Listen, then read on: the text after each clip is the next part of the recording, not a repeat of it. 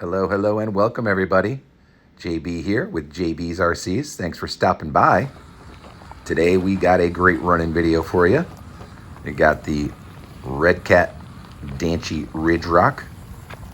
This was my first 1/10 RC crawler and my only MOA crawler that I ever bought. Before I even knew that there was such a thing. I thought this was how all crawlers were when I first got this. But this thing I've had for 4 years now, a little over 4 years now, and has never had really any issues. I'm still running stock electronics all the way through, even the servos, the receiver transmitter, the motors, the ESC, everything still stock. The only thing that I did change was I do run a 3S lipo on this instead of the 2S lithium ion that they ship with it. Other than that, of course, I changed the body, as you can see. I've had this one on there for a while. This is the TRX4 Sport body on there. Of course, had to trim it up a little bit to help the tires and stuff, but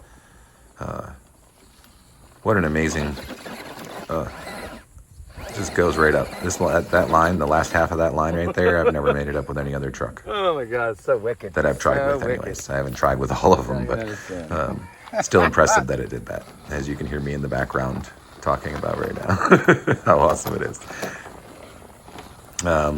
Real big treat on there though is I actually broke down and bought a real nice set of, what are they?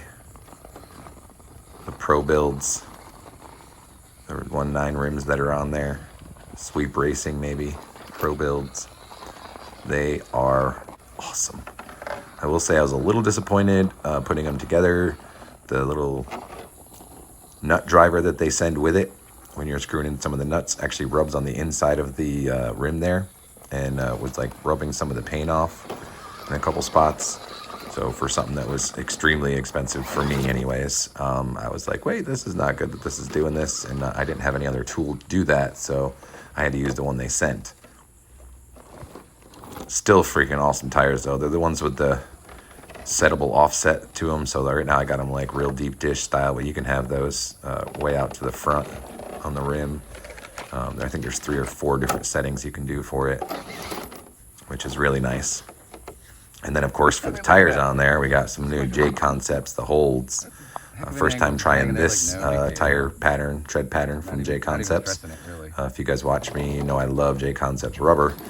Their foams are usually pretty solid too for a normal foam, but this was the first time I've had the holds. I think the last I tried were the Tusks, but fantastic company if you guys are into crawler tires, and super soft and good rubber on these. And every tread pattern that I've tried works really well. My favorite's still the landmines, but these did fantastic on this. And the Tusks also are fantastic. I have the Scorpios that work really well too. So any of their tires that I've tried, real big fan and praise them highly.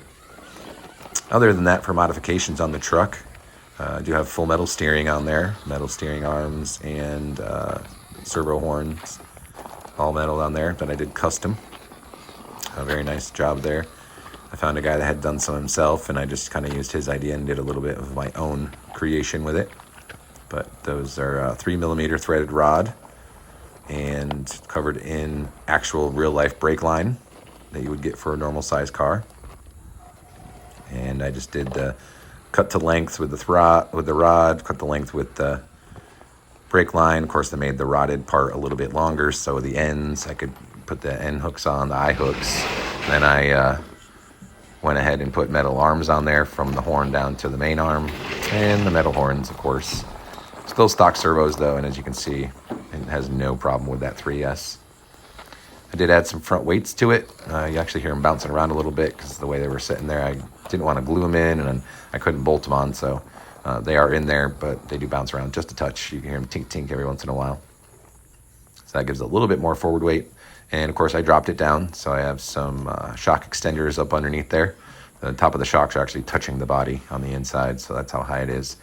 Setting way lower than normal. I would say a good 2 inches lower than it would stock set. And of course that pushed out the axles as well and gave it a longer wheelbase, which also helped. So all great mods and nothing too crazy. I mean, the tires and wheels are way more expensive than the whole entire truck itself at this point, I think. So yeah, great truck. Hope you guys enjoy the rest of the video. Thanks for stopping by. Go ahead and like, comment, subscribe, and smash that notification button. And always feel free to share the videos. We'll see you next time. Get out there and have some fun.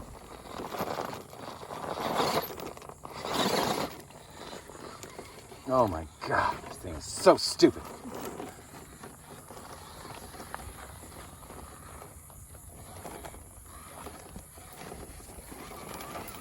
Time.